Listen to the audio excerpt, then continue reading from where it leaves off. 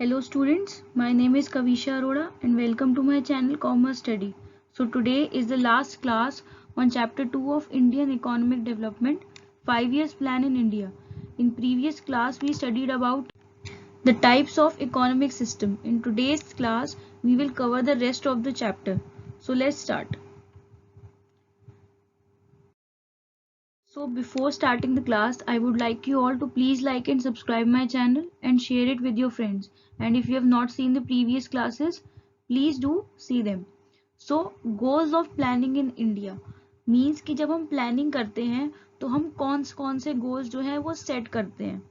Also called as common goals of 5 years plan और objectives of planning.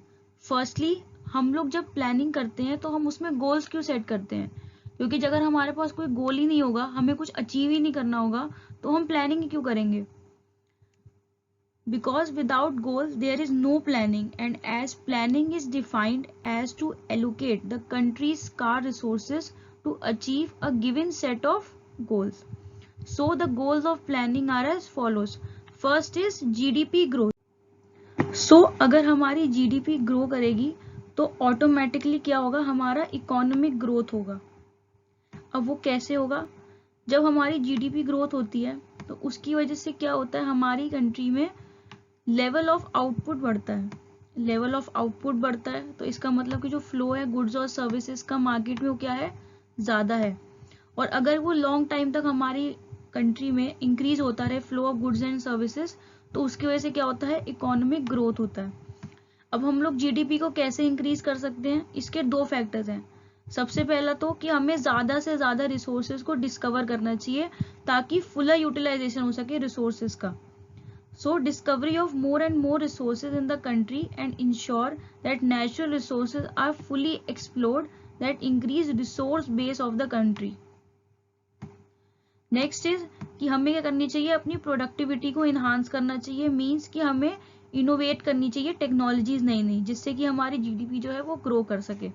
So increase in productivity or output per unit of input through innovative technology. अब यहाँ पे note करने का है कि structural composition जो है refers to the contribution of each economic sector to the GDP of a country. means कि जो हमारे economic sector हैं जैसे agricultural sector, industrial sector, tertiary sector, इनका क्या contribution है हमारे GDP पे, उससे हमारा क्या बनता है? स्ट्रक्चरल कॉम्पोजिशन बनता है. और स्ट्रक्चरल चेंज क्या होता है कि ये जो इकोनॉमिक सेक्टर्स हैं इनका जो कंट्रीब्यूशन है वो क्या है? जीडीपी चेंज करने में. मींस कि जैसे धीरे धीरे एग्रीकल्चर से हम लोग इंडस्ट्रियल पे शिफ्ट हो गए तो जीडीपी का ग्रोथ भी जो है, जीडीपी जो है वो भी हमारी एग्रीकल्चर से कम होकर कहाँ पे आगे ज्यादा? इंडस्ट्रियल पे. सो नेक्स्ट इज मॉडर्नाइजेशन क्या होता है कि जब हम लोग नई टेक्नोलॉजी को अडॉप्ट करते हैं या फिर टेक्नोलॉजी को अपडेट करते हैं for the process of growth. ना सिर्फ टेक्नोलॉजी, जब हम लोग क्या करते हैं? चेंज इन सोशल आउटलुक भी करते हैं तो वो भी क्या कंसिडर किया जाता है? मॉडर्नाइजेशन के अंदर ही कंसिडर किया जाता है. अब जो हमारे यहाँ पे न्यू इनोवेशंस हो रहे हैं साइंस और टेक्नोलॉजी में, ग्रीन रेवोल्यूशन आया, ये क्या है? टेक्नोलॉजी इन्हांसमेंट का पार्ट है.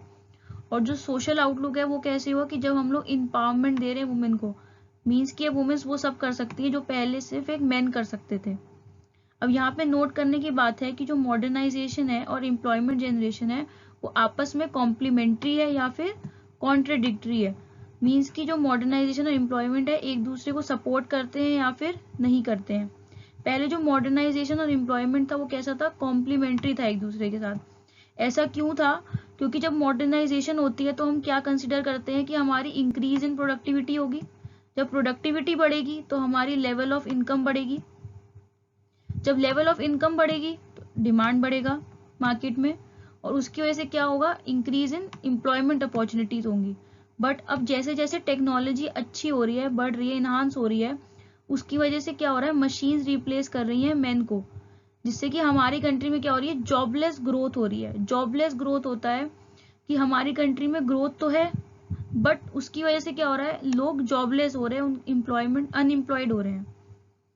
So next is self reliance and self sufficiency. Self reliance होता है जब हम लोग कोई भी रेस्ट ऑफ द वर्ल्ड के ऊपर डिपेंड ना रहे for any financial resource.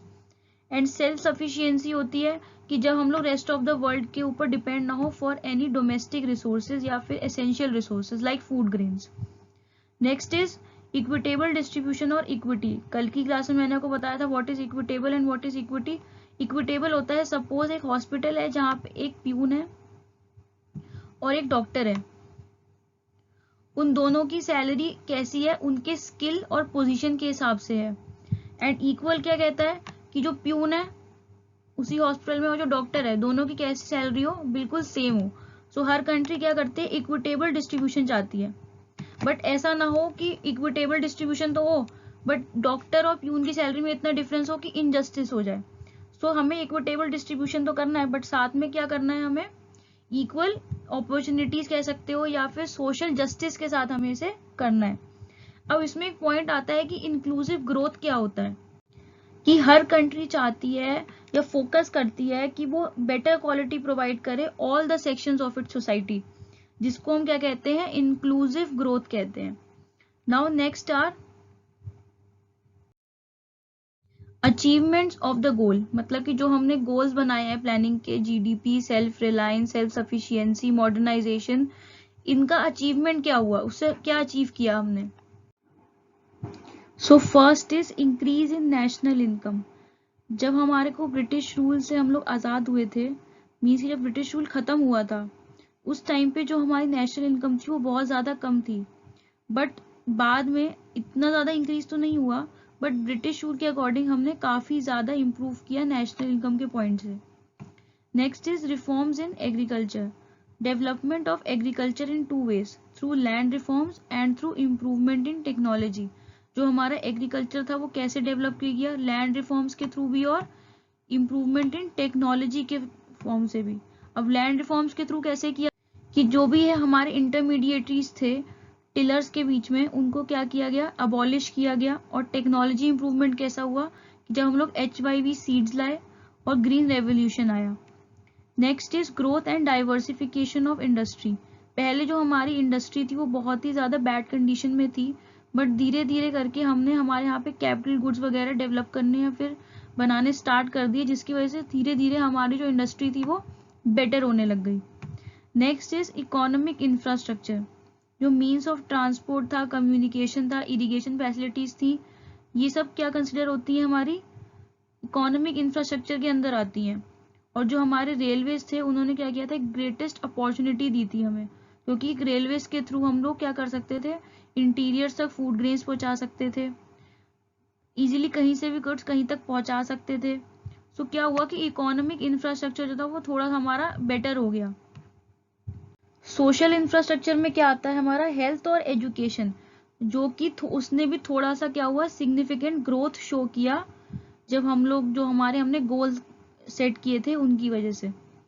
Next है हमारा इंटरनेशनल ट्रेड। जो हमारा इंटरनेशनल ट्रेड था, पहले जो हमारी इंडिया थी वो क्या थी, सिर्फ वो क्या एक्सपोर्ट करती थी, रॉ मटेरियल, और इंपोर्ट करती थी फिनिश गुड्स। पर धीरे धीरे करके हमारा जो इंटरनेशनल ट्रेड था वो थोड़ा थोड़ा बेटर होने लग गया। बट ओवरऑल हमारी जो इकोनॉमिक कंडीशन थी या फिर जो हमारी इकोनॉमी की स्टेट थी वो अभी भी बेटर नहीं थी। ये तब बेटर हुई जब हम लोग क्या लाए, पॉलिसी ऑफ NEP, मतलब न्यू इकोनॉमिक पॉलिसी लाए इन 1991। So it is all for this chapter. Please like and subscribe my channel and share it with your friends. Thank you.